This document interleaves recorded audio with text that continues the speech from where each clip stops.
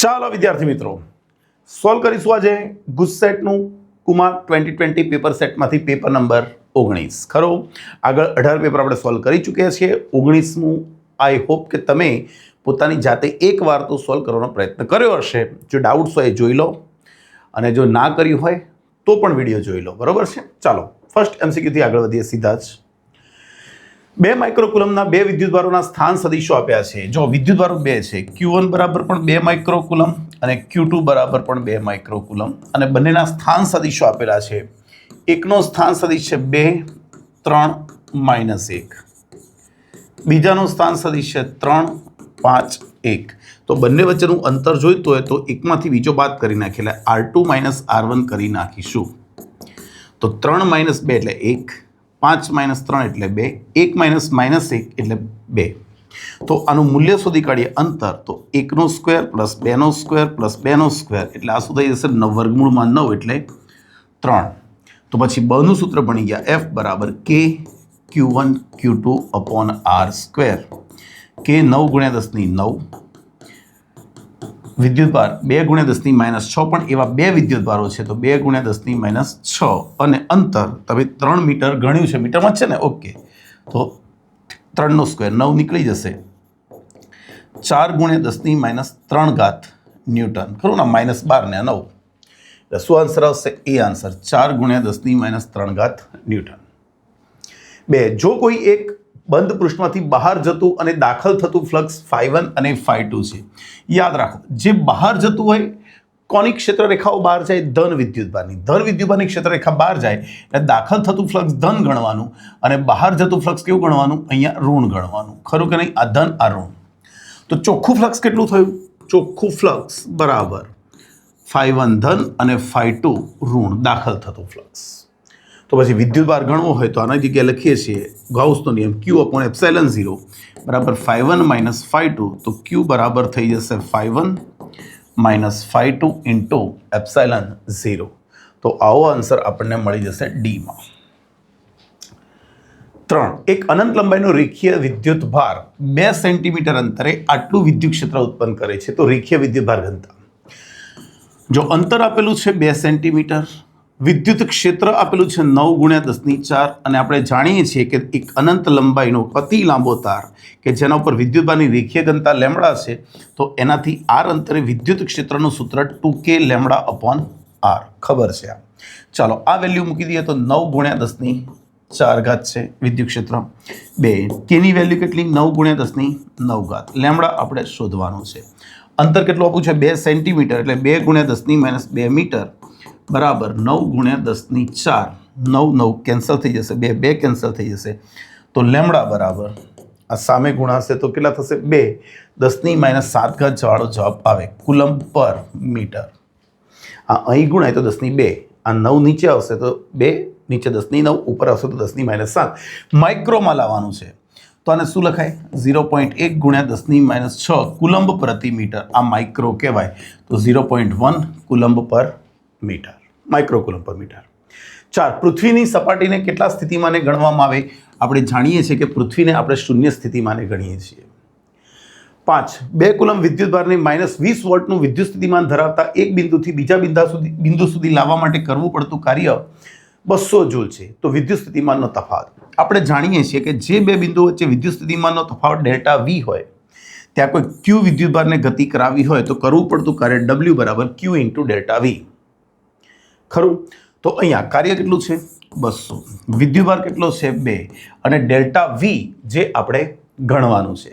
પણ બચ્ચા એક વસ્તુ ધ્યાન રાખો, અહીંયા જે કાર્ય છે ક્યાંથી ક્યાં લાવીએ છીએ? -20 વોલ્ટ સ્થિતિમાનથી બીજા બિંદુ સુધી. બીજા બિંદુનું સ્થિતિમાન V2 કહી દઉં, પહેલા બિંદુનું સ્થિતિમાન -20 કહી દઈએ. ખરું કે નહીં? ચાલો નીચે આવશે તો શું થશે? 100. અહીંયા V2 + 20 તો V2 કેટલા આવી જશે? 80 વોલ્ટ. ખરું કે નહીં? તો ક્યાં છે આવો જવાબ? બીમાં. 6 એક વિદ્યુતભારિત કેપેસિટરની ઉર્જા U છે. હવે તેને બેટરીથી દૂર કરી તેના જેવા જ બીજા વિદ્યુતભાર રહિત કેપેસિટર સાથે સમાંતરમાં જોડવામાં આવે છે તો દરેક કેપેસિટરની ઉર્જા. ધ્યાન રાખજો, એક કેપેસિટર લીધું જેને આપણે પહેલાં તો બેટરી વડે ચાર્જ કર્યું. જો વી વોટની બેટરીથી ચાર્જ કરશો તો આના ઉપરનો વિદ્યુતભાર આપણે ક્યુ માની લઈએ, એનું કેપેસિટન્સ સી, તો સંગ્રહિત શરૂઆતની ઉર્જા કહીએ Q²/2C. હવે તો તમે શું કરો છો, બેટરી દૂર કરી દો છો અને એની જગ્યાએ સેમ એવું બીજું કેપેસિટર એની જોડે જોઈન્ટ કરી દો છો, તો સ્વાભાવિક રીતે વિદ્યુતભાર અને સ્થિતિમાન અડધા થઈ જશે, એટલે અડધા વિદ્યુતભાર વહેંચાશે. હવે દરેક કેપેસિટરની ઉર્જા કેવી હોય U1, તો આની ઉર્જા કેટલી Q²/2C. તો અહીંયા Q², આ 2 નો વર્ગ 4 અલગથી લખું છું અને આ 2C, તો આ કોણ, આ તમારી શરૂઆતની ઉર્જા થઈ એટલે U/4. સેમ એવું આના માટે પણ, તો U1 અને U2 સેમ જ હશે, ખરું કે નહીં? તો દરેક કેપેસિટરની ઉર્જા કેટલી U/4, દરેક કેપેસિટરની ઉર્જા U/4. હા, તંત્રની ઉર્જા કીધી હોત, તંત્રની ઉર્જા, તો પછી એક કેપેસિટરની U/4 પણ એવા 2 કેપેસિટર એટલે U/2 થાત. અને વ્યય પામતી ઉર્જા કીધી હોત, વ્યય પામતી, તો શરૂઆતમાં હતી U, અંતિમ રહી તંત્રની U/2 એટલે વ્યય કેટલી પામી U/2. આ બધું આવડવું જોઈએ. માની લો કે અહીંયા એક કેપેસિટર હતું, એની સાથે બીજા 2 સમાંતરમાં જોડો છો, બીજા 2 સમાંતરમાં આમ, તો શું થશે વિચારો હવે. તો આના ઉપર વિદ્યુતભાર Q/3,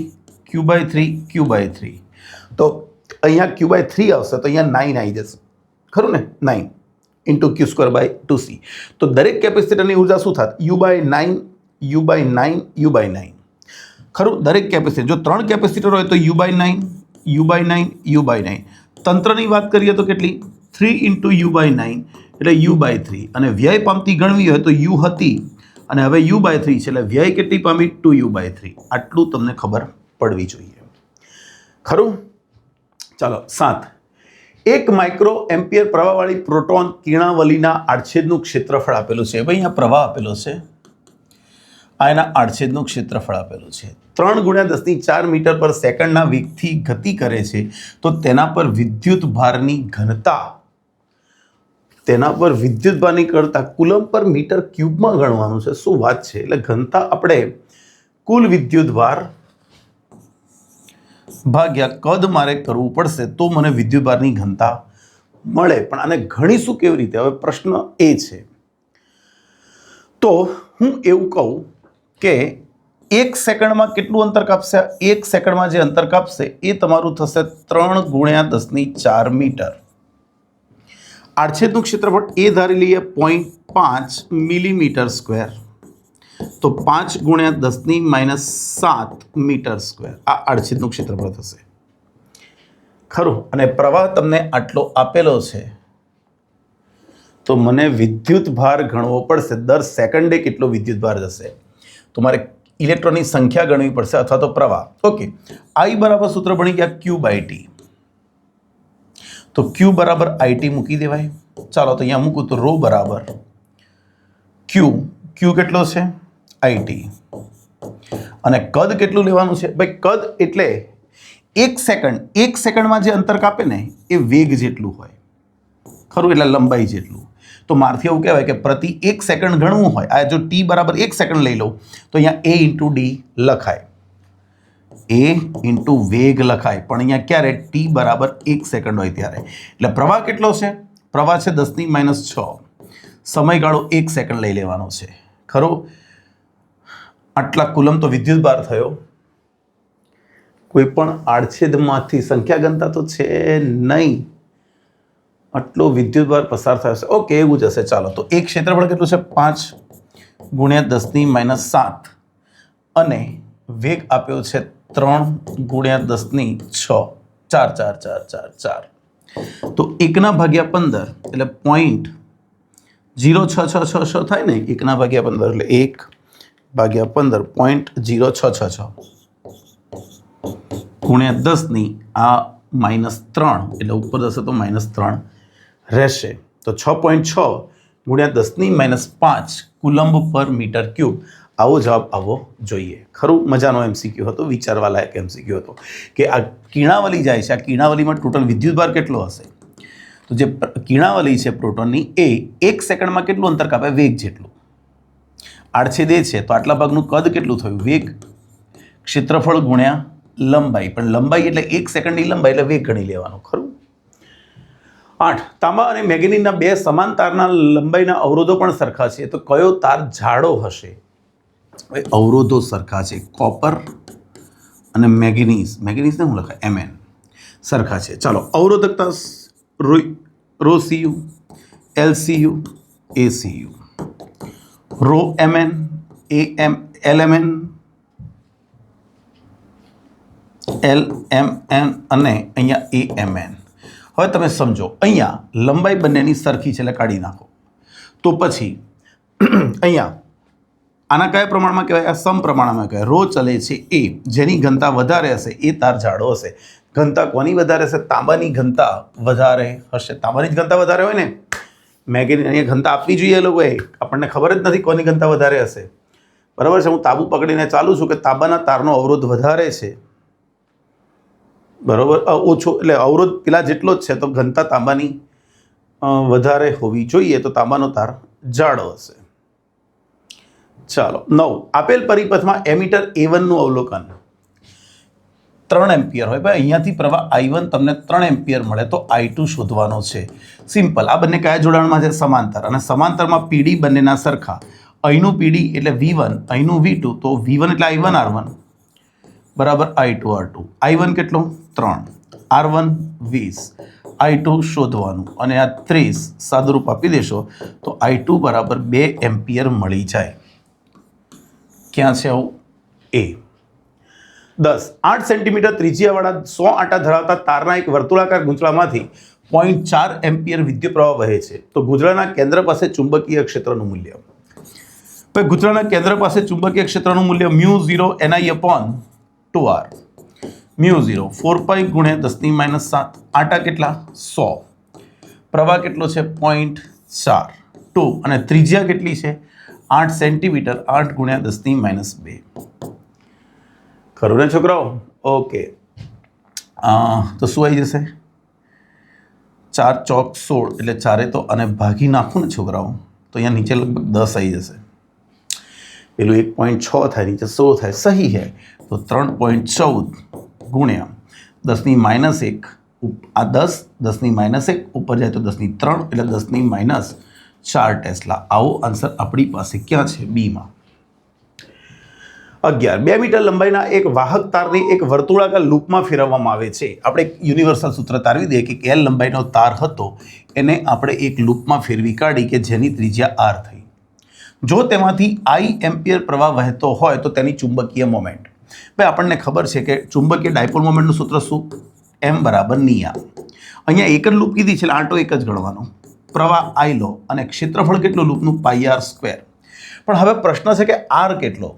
તો જુઓ, આ જે લૂપ છે એ L લંબાઈના તારમાંથી બની, એટલે લૂપનો જે પરિઘ હશે 2πr, આ લૂપનો જે પરિઘ હોય તારની લંબાઈ બરાબર હોય, તો R બરાબર થઈ જશે L/2π. મૂકો અહીંયા I પાઈ, આરની જગ્યાએ L/2π નો સ્ક્વેર. આનો સ્ક્વેર કરીશું ને? હા, તો I L²/4π². જો આ સૂત્ર આવી ગયું, I L²/4π². હવે કિંમતો મૂકી દઈએ. ચાલો, M પ્રવાહ કેટલો છે? 2 એમ્પિયર. લંબાઈ કેટલી છે? 2 મીટર. નો સ્ક્વેર/4π². શું આવશે અહીંયા? 4 એટલે 2/8 એટલે શું થશે? 2/π. 1 પાઈ ઉડી ગયો ને ભાઈ, એ મારથી ભૂલ થઈ ગયું. બરાબર, 1 પાઈ નીકળી જશે, 1 પાઈ નીકળી જશે, 1 પાઈ નીકળી જશે. 2/π. ખરું? તો આપણો આન્સર શું આવશે? આપણો આન્સર આવશે B. 12. વિદ્યુત પ્રવાહ ધારિત લાંબા સુરેખ તારથી 10 સેન્ટીમીટરે ચુંબકીય ક્ષેત્ર 0.04 છે, તો 40 મીટર અંતરે કેટલું? અરે ક્યાં બાત, ક્યાં બાત. ભાઈ, અહીંયા સેન્ટીમીટર હશે, આ સેન્ટીમીટર હોવું જોઈએ. તો B ચલે છે 1/r, B2/B1 બરાબર અહીંયા મુકાય R1/R2. તો B2 બરાબર R1 કેટલું છે? 10, R2 કેટલું છે? 40, અને B1 ને સામે લઈ આવીએ તો 0.04. આ ભાગાકાર કરી નાખશો, 0.01 ટેસ્લા આવી જશે. તે ચુંબકીય ચાક માત્રા કેવી રાશિ છે? સદિશ રાશિ છે. આપણે લખીએ છીએ M = N આઈ એ જે દિશામાં પ્રવાહમાં ક્ષેત્રફળ સદિશ હોય એ દિશામાં પ્રવાહનો ક્ષેત્રફળ સદિશ પ્રવાહ દિશા જ મેટર કરે તો જમણા હાથના સ્ક્રૂના નિયમ મુજબ આપણે દિશા નક્કી કરી નાખીએ કે જે અક્ષને સમાંતર મળે આપણને. 14 પી ધ્રુવમાન અને એમ મેગ્નેટિક મોમેન્ટ ધરાવતા એલ લંબાઈના એક ગજિયા ચુંબકના લંબાઈના બે સરખા ભાગ કરવામાં આવે છે. તો મેગ્નેટિક મોમેન્ટ અને ધ્રુવમાન, જો અહીંયા એક ચુંબક હતું કે જેની લંબાઈ હતી એલ, આનું ધ્રુવમાન QM, આનું ધ્રુવમાન QM અને આ M, તો એના બે સરખા ભાગ કરવામાં આવે તો આ જે થશે એ ધ્રુવમાન એનું એ જ રહેશે, ધ્રુવમાન એનું એ જ રહેશે, પણ ડાયપોલ મોમેન્ટ અડધી થઈ જશે કારણ કે લંબાઈ અડધી થઈ જાય. તો શું આવશે આન્સર? PM/2. 14 એક ચુંબકનું ધ્રુવમાન 5 એમ્પિયર છે. ભાઈ આને QM પણ લખાય, 5 એમ્પિયર મીટર છે, અથવા એને P લખશો તો પણ વાંધો નથી. હું અહીંયા QM લખું છું. ધ્રુવમાનને P લખશો, QM લખશો, સરખું જ છે. એની લંબાઈને આપણે 2L લખીએ છીએ જનરલી, તો 10 સેન્ટીમીટર 10⁻² મીટર, તો એની ચાક માત્રા ભણી ગયા છીએ P × 2L, 5 × 10⁻1 થશે. ઉતાવળ કરવાની નહીં. તો 10⁻1 એટલે આ થશે તમારું 0.5. આન્સર ક્યાં છે? જવાબ આવશે એમાં. 16 જ્યારે ગુચલામાં ચુંબક દાખલ કરવામાં આવે ત્યારે પ્રેરિત EMF ઉત્પન્ન થાય છે. પ્રેરિત EMFનું મૂલ્ય કોના પર આધારિત નથી? એક તો ચુંબકના ધ્રુવની પ્રબળતા ઉપર ના ભાઈ, એના ઉપર તો આધાર રાખશે.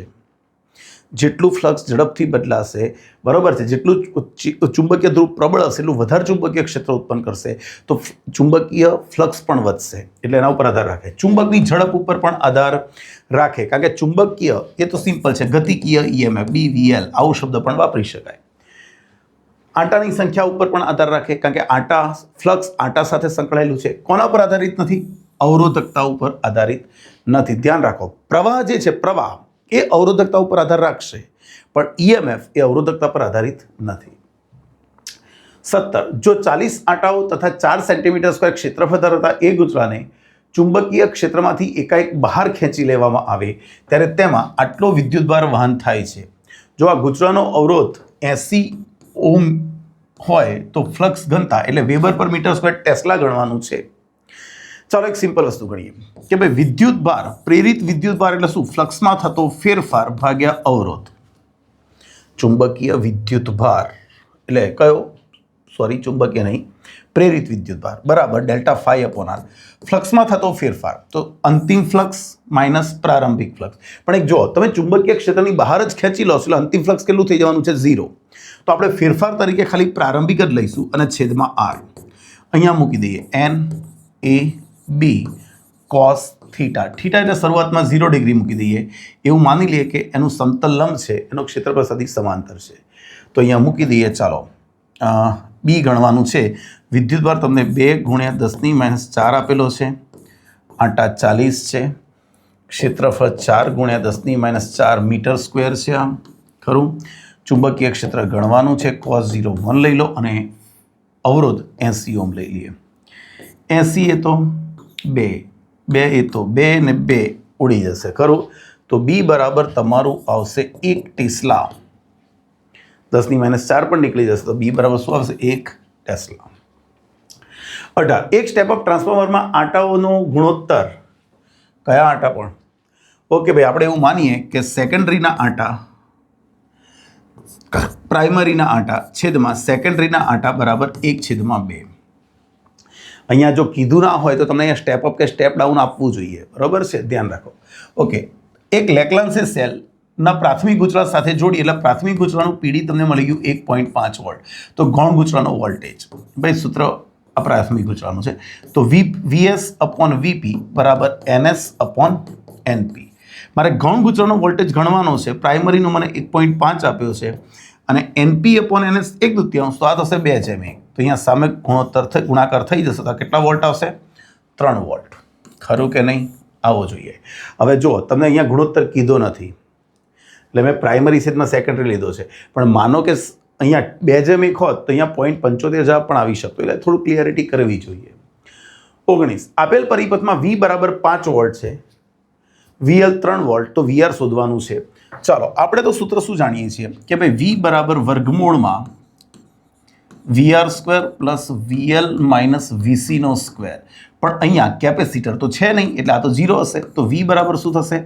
VR² પ્લસ VL² અને અહીંયા વર્ગમૂળ કાઢવું હોય તો અહીંયા બંને બાજુ વર્ગ કરી દો. આ તમને 5નો વર્ગ કીધો છે. VR તમારે શોધવાનું છે અને VL તમને આપ્યું છે 3નો સ્ક્વેર. તો આ થશે 25. આ બાજુ આવશે તો -9 બરાબર VR². તો VR² બરાબર 16. તો VR કેટલું આવશે? 4 વોલ્ટ. કેટલું આવશે? 4 વોલ્ટ. 20. 50 હર્ટ્ઝની આવૃત્તિવાળા એસી પરિપથ માટે ઇન્ડક્ટરનું રિએક્ટન્સ 10 ઓહ્મ છે. તો 200 હર્ટ્ઝ આવૃત્તિ માટે રિએક્ટન્સ XC બરાબર ઓમેગા સી અને ઓમેગાની જગ્યાએ ઇન્ડક્ટિવ કીધું છે. ઇન્ડક્ટિવ કીધું છે, સી ક્યાં લખ્યો? ઓમેગા. તો અહીંયા 2.μL. તો અહીંયા કહી શકાય કે ઇન્ડક્ટિવ રિએક્ટન્સ XL ચલે છે આવૃત્તિના સમપ્રમાણમાં. જ્યારે આવૃત્તિ 50 હતી ત્યારે 10 ઓહ્મ હતો. તો તમે આવૃત્તિ 4 ગણી કરશો. જો 4 ગણી કરશો તો અવરોધ પર રિએક્ટન્સ પણ 4 ગણો થશે. એટલે શું આવશે? 40 ઓહ્મ. આવડશે? અથવા ખબર ના પડતી તો પછી આ રીતે XL'/XL બરાબર સેકન્ડ આવૃત્તિને પ્રારંભિક. આ કેટલી હતી? 50. આ કેટલી છે? 200. એટલે ગુણોત્તર કેટલો આવ્યો? 4. આ તમને આપેલું છે કેટલું? 10. તો સામે ગુણાશે તો 40 આવી જશે. 21. 100 વોટના બલ્બથી 3 મીટર દૂર વિદ્યુત ક્ષેત્ર ગણવાનું છે. ચાલો, બલ્બની કાર્યક્ષમતા આપેલી છે. ભાઈ બલ્બ 100 વોટનો છે, એનો પાવર આપેલો છે. પાવર એટલે શું? વિદ્યુત. આ આપ્યો છે વિદ્યુત પાવર. આ કહેવાય વિદ્યુત પાવર. બલ્બનું જે રેટિંગ હોય ને વિદ્યુત પાવર કહેવાય. બલ્બ 1 સેકન્ડમાં 100 જૂલ ઉર્જા વાપરે. 100 જૂલ વિદ્યુત ઉર્જા વાપરે. પણ એની કાર્યક્ષમતા ખાલી 2.5% છે. માટે ઉત્પન્ન થતો વિકિરણ પાવર. ભાઈ વિકિરણ પાવર કેટલો? તો યાદ રાખવાનું, એ જે પણ પાવર છે એના કેટલા ટકા? 2.5%. એટલે તમને પાવર મળી જશે 2.5 વોટ. ખરું. હવે સપાટી કેટલી દૂર છે? 3 મીટર દૂર છે. તો પહેલાં મારે તીવ્રતા ગણવી પડશે. તીવ્રતા એટલે પાવર ભાગ્યા ક્ષેત્રફળ. પાવર અને બલ્બથી બધી બાજુ સરખા અંતરે ગણીએ તો ગોળાકાર સપાટી થાય. તો ક્ષેત્રફળ થશે 4πr². આ તીવ્રતા થઈ. પછી છેલ્લે ગણીએ બધી વેલ્યુઓ, બરાબર છે.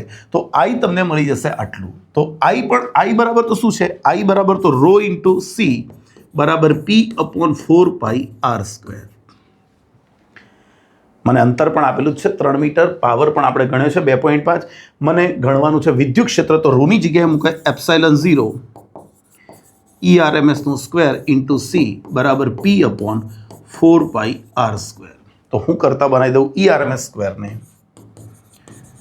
ERMS² બરાબર શું થશે? અહીંયા જો તો P/4πε0r² × C. ખરું કે નહીં? P/4πε0r² × C. હું સરળતા ખાતર આને K કહી દઉં. આ 1/ε0 ને K કહી દઉં તો KP/r²C. મૂકો. ચાલો કિંમત K 9 × 10⁹ મૂકી દઉં. પાવર તમે ભણ્યા હતા 2.5. અવરોધ 3નો સ્ક્વેર અને C એટલે શું છે? પ્રકાશનો વેગ 3 × 10⁸. આનું સાદુરૂપ આપવું પડે તો 9 તો નીકળી ગયા. એટલે 2.5 ભાગ્યા 3 કરીએ તો આવે છે 0.833 × 10⁻1. 8.33 આવે છે. પણ આ આવ્યું તમારું ERMSનો સ્ક્વેર. તો તમારે એનું વર્ગમૂળ કાઢી નાખવાનું. 2.8889 એટલે 2.89 આન્સર આવે છે. 2.89. થોડોક કોમ્પ્લિકેટેડ અઘરો હતો પણ આવડે હવે. ખરું? ધ્યાન રાખજો, ગણતરી જોઈ લેજો. વિદ્યુત પાવર આપ્યો તો એના ટકા કાઢી નાખ્યા. જે કાર્યક્ષમતા તો વિકિરણ પાવર થઈ ગયો. હવે તીવ્રતા. આ કોણ છે? તીવ્રતા. તીવ્રતા એટલે પાવર ભાગ્યા ક્ષેત્રફળ.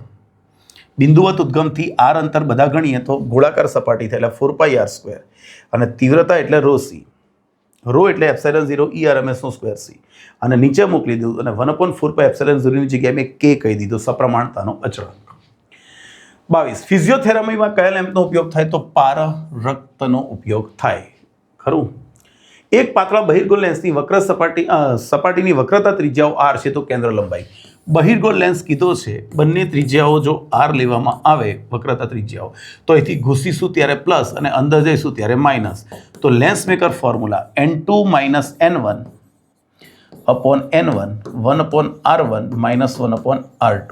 તો અહીંયા જોઈ શકાય કે બહારનું માધ્યમ આપણે હવા લઈ લઈએ, લેન્સનો વક્રી ગુણાંક n, બહારનું હવા, તો અહીંયા 1 upon r minus 1 upon minus r.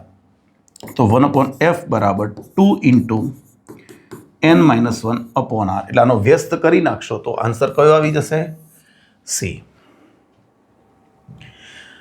3×10⁻18 આવૃત્તિવાળો પ્રકાશ આપાત થયા બાદ પરાવર્તન પામે છે, તો તેની આવૃત્તિ અચળ જ રહે. ભાઈ આવૃત્તિ આપણે ખબર છે, પરાવર્તન પામે કે પારગમન પામે, આવૃત્તિ તો જે હશે એની એ જ રહેશે. 25. એક બહિર્ગોળ લેન્સની કેન્દ્ર લંબાઈ +5 મીટર છે, તો તેનો પાવર, સિમ્પલ યાર, આવો તો MCQ પૂછાય કોક વાર પૂછાઈ જાય. +2 ડાયોપ્ટર. વ્યતિકરણ ભાતમાં ઉર્જા શું થાય છે? ભાઈ આપણને ખબર છે કે વ્યતિકરણ ભાતમાં જ્યાં સહાયક મળે ત્યાં ઉર્જા વધી જાય, એટલે પ્રકાશની તીવ્ર ઉર્જા વધી જશે, અને જ્યાં વિનાશક થાય ત્યાં નાશ પામે, એટલે ઉર્જાની શું થાય? પુનઃવહેંચણી થાય. યાદ રાખવાનું, ઉર્જાનું તો સંરક્ષણ જ થશે પણ એની પુનઃવહેંચણી થાય. 2. સુસંબદ્ધ તરંગોના કંપવિસ્તારનો ગુણોત્તર. દેખો, E1 અપોન E2 નો ગુણોત્તર 5/2 છે. તો સ્થિત વ્યતિકરણ ભાત માટે સહાયક વ્યતિકરણ અને વિનાશક વ્યતિકરણની શલાકાની તીવ્રતાનો ગુણોત્તર. પછી જ્યાં સહાયક રચાય ત્યાં મેક્સિમમ મળે અને જ્યાં વિનાશક મળે ત્યાં મિનિમમ. મેક્સિમમ એટલે E1 પ્લસ E2 સ્ક્વેરના સમપ્રમાણમાં હોય અને મિનિમમ એ E1 માઇનસ E2 સ્ક્વેરના સમપ્રમાણમાં હોય. ખરું? તો અહીંયા બે વસ્તુ છે, તમે યોગ વિયોગ કરો તો પણ વાંધો નથી. જુઓ, એક યોગ વિયોગ કરીએ એટલે E1 પ્લસ E2 અને છેદમાં અંશમાંથી છેદ માઇનસ કરવો. તો જેવું આ બાજુ કર્યું એવું આ બાજુ, તો 5 + 2 5 - 2, તો અહીંયા 7/3 મૂકી દો અહીંયા, તો 7/3 સ્ક્વેર, આ થઈ જશે 49/9. અથવા એક કામ કરવાનું, તમારે E1 ને 5 લઈ લેવાનું અને 2 લઈ લેવાનો, તો 5 + 2 5 - 2 તો બી આવી જશે. 28. 589 નેનોમીટર તરંગ લંબાઈ ધરાવતો એકરંગી પ્રકાશ હવામાંથી પાણીની સપાટી પર આપાત થાય છે, તો પરાવર્તિત પ્રકાશની આવૃત્તિ ક્યાં તો તમારે આંખો બીચીને ઘડી નાખવાની, c/λ. સી કેટલું? 3×10⁸. તરંગ લંબાઈ કેટલી? 589 નેનોમીટર. 5.89 × 10⁻⁷. તો આને કરશો તો 3/5.89 0.51 ગુણ્યા 10⁻15, એટલે 5.0 આપ્યું જ છે, ગુણ્યા 10⁻14. વિકિરણની તીવ્રતાનું પારિમાણિક સૂત્ર હમણાં જ ભણી ગયા. વિકિરણની તીવ્રતા એટલે પાવર ભાગ્યા ક્ષેત્રફળ. જો તમને એકમ પૂછે તો આવડવું જોઈએ, વોટ/મીટર². પારિમાણિક સૂત્ર કીધું છે તો પાવરનું શું થાય? m1 L2 T-3 અને આ L2 તો m1 L0 T-3. 30. 3×10⁶ મીટર પર સેકન્ડના વેગથી ગતિ કરતા ઇલેક્ટ્રોનની જેટલી તરંગ લંબાઈ છે તેટલી જ તરંગ લંબાઈ 1 મિલીગ્રામ દળવાળા ગતિમાન કણની છે, તે કણનો વેગ કેટલો? બોલો. જેટલી દ બ્રોગલી તરંગ લંબાઈ ઇલેક્ટ્રોનની એટલી પેલા પાર્ટિકલ કણની. તો અહીંયા સૂત્ર શું મૂકીએ? H/mEVE, ઇલેક્ટ્રોનનું દળ, ઇલેક્ટ્રોનનો વેગ. અહીંયા કણનું દળ, કણનો વેગ, તો બંનેના વેગમાન કેવા હશે? સરખા. આમ તો ડાયરેક્ટ જ ખબર પડી જવી જોઈએ.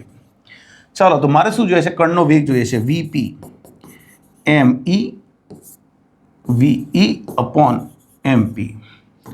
ઇલેક્ટ્રોનનું દળ 9.1 × 10⁻31 આપ્યું છે. ઇલેક્ટ્રોનનો વેગ આપ્યો છે 3×10⁶.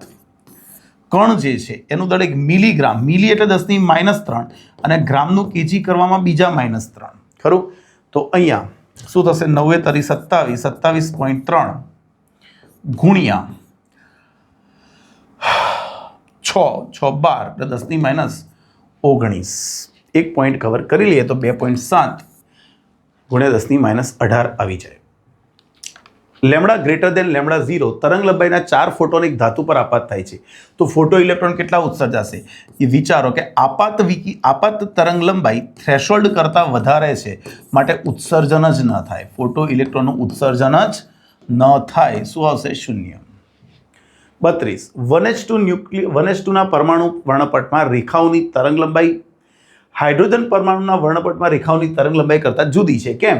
તો ભાઈ સમજો, હાઇડ્રોજન એટલે 1h1, અને ડ્યુટેરોન એટલે 1s2. તો આમ તો ભલે બંને સમસ્થાનિકો છે પણ બંનેના દળ જુદા જુદા છે. એકમાં એક પ્રોટોન એકલો જ છે અને બીજામાં ડ્યુટેરોનમાં પ્રોટોન ન્યુટ્રોન બંને છે, એટલે બંનેનું દળ જુદું જુદું છે. ખરું? ચાલો, લિથિયમ પરમાણુના 5મી કક્ષામાં રહેલા ઇલેક્ટ્રોનનું કોણીય વેગમાન. કોઈ પણ કક્ષામાં ઇલેક્ટ્રોનનું કોણીય વેગમાન NH/2π. તો 5મી કક્ષા કે તો 5h/2π. 5 h ની વેલ્યુ કેટલી? 6.0. અરે 6.0 તેવી ક્યાંથી આવી? 6.625. 6.625 ગુણ્યા 10⁻34 છેદમાં 2 ગુણ્યા 3.14. આ લગભગ 5 પોઈન્ટ સમથિંગ આવશે. 5.27 કરી નાખજો. કેમ? જો આ 6.625, આ 6.28, આ 1 પોઈન્ટ સમથિંગ આવશે. આ ભાગાકાર કરીશું તો 5થી થોડુંક મોટું આવશે. 34 હાઇડ્રોજનની પરમાણુની સૌથી અંદરની કક્ષાની ત્રિજ્યા આટલી છે. ભાઈ સૌથી અંદરની એટલે પહેલી કક્ષાની ત્રિજ્યા આપેલી છે, તો બીજી અને ત્રીજી કક્ષાની શોધવાની છે. આપણે જાણીએ છીએ કે ત્રિજ્યા કક્ષાના ક્રમાંકના વર્ગના સમપ્રમાણમાં. તો બીજી કક્ષાની ત્રિજ્યા ગણવી હોય તો અહીંયા 2નો વર્ગ એટલે 4 થશે. તો પહેલી કરતાં કેટલા ગણી થશે? 4 ગણી. તો અહીંયા 4 ગુણ્યા 5.3 ગુણ્યા 10⁻11. આ કેટલું થશે? 20 ને 21.2 ગુણ્યા 10⁻11. અને R3 કહીએ તો અહીંયા 3 મૂકીશું. 3નો સ્ક્વેર 9, તો પહેલાં કરતાં 9 ગણી થશે. તો 9 ગુણ્યા 5.3 ગુણ્યા 10⁻11. આ કેટલું થશે? 47.7 ગુણ્યા 10⁻11 મીટર. ઓકે, એંગસ્ટ્રોમમાં જવાબ લાવવાના છે. તો આને લખાય 2.12 એંગસ્ટ્રોમ. 2.12 ગુણ્યા 10⁻10 મીટર એટલે 2.12 એંગસ્ટ્રોમ કહેવાય ને. અને અહીંયા કહેવાય તો 4.77 ગુણ્યા 10⁻10 મીટર. તો આ શું થશે? 4.77 એંગસ્ટ્રોમ. ક્યાં છે આવું? તો આપણો જવાબ આવી જશે સી. 35 ડ્યુટેરોનની બંધન ઉર્જા 2.2 મેગા એવી છે અને 2He4ની બંધન ઉર્જા 28 છે. 2 ડ્યુટેરોન ભેગા થઈને એક 2He4 બને છે. તો વિમુક્ત થતી ઉર્જા જો શું કહે છે કે 2 ડ્યુટેરોન 1H2 ભેગા થયા અને એમણે બનાવ્યું 2He4. તો ઉર્જા કેટલી? સ્વાભાવિક રીતે આની બંધન ઉર્જા કેટલી છે? 2.2, પણ માઇનસમાં લઈશું. આની બંધન ઉર્જા ભાઈ સેમ એ જ છે એટલે 2.2 જ આવશે. બંધન ઉર્જા છે એટલે માઇનસમાં લઉં છું. આ બંને ભેગા થયા બને હિલિયમ, તો એની બંધન ઉર્જા છે -28. અને માની લો કે વિમુક્ત થતી ઉર્જા Q. તો આ થઈ ગયું -4.4 બરાબર -28 પ્લસ Q ઉર્જા. તો Q બરાબર, અને આ બાજુ લાવું તો 28 - 4.4 23.6 મેગા EV. ક્યાં છે? 23.6 મેગા EV.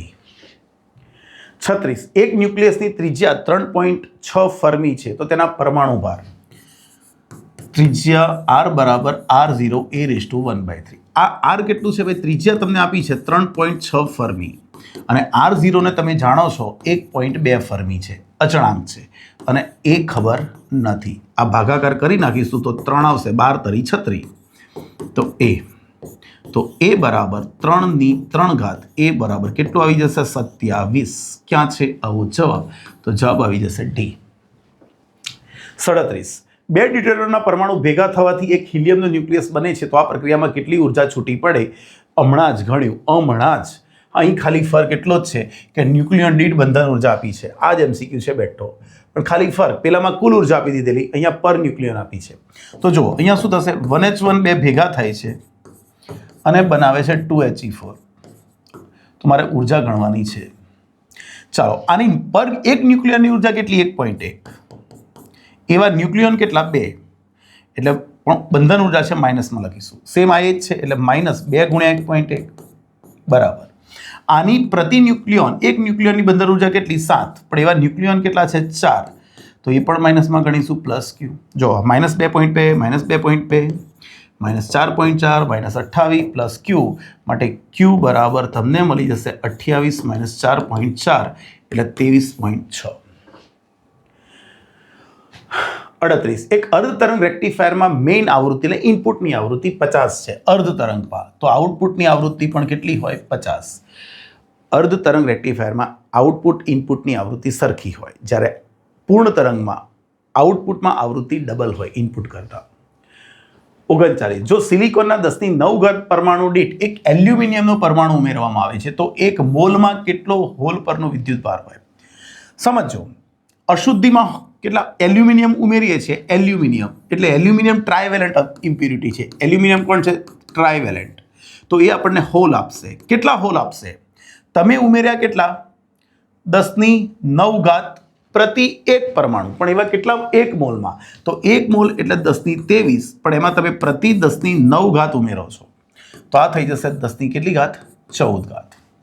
આટલા હોલ આવ્યા. તમારે વિદ્યુતભાર ગણવો હોય તો NE કરી નાખું તો 10⁻14 ગુણ્યા 1.6 ગુણ્યા 10⁻−19 તો 1.6 ગુણ્યા 10⁻5.